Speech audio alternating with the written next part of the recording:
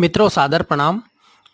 मैं मुकेश इंदौरी संस्था अखंड संडे के तत्वावधान में श्री विनायक प्रकाशन इंदौर द्वारा प्रकाशित भिंड के वरिष्ठ लेखक श्रीधर उपाध्याय जी की तीसरी कृति 15 कहानियों से सुसज्जित कहानी संग्रह 100 का नोट का 90वां ऑनलाइन लोकार्पण।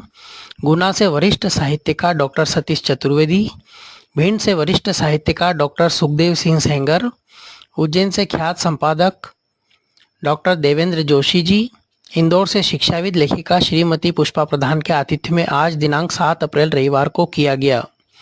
वर्ष 2024 का यह संस्था का 5वां ऑनलाइन लोकार्पण है।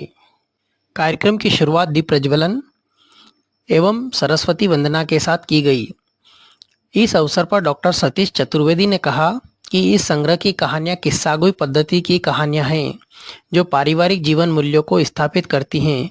उन्होंने कहा कि इन कहानियों में मुख्यतः 2 ही बिंदु उभर कर आते हैं, एक तो नारी विमर्श और दूसरी ओर अपने कर्तव्यों से विमुख होती भटकी युवा पीढ़ी को संस्कारित करना। वहीं डॉक्टर देवेंद्र जोशी ने कहा कि इस संग्रह की कहानियां समाज की विद्रूपताओं, जीवन के यथार्थ का सारगर्भित चित्रण हैं।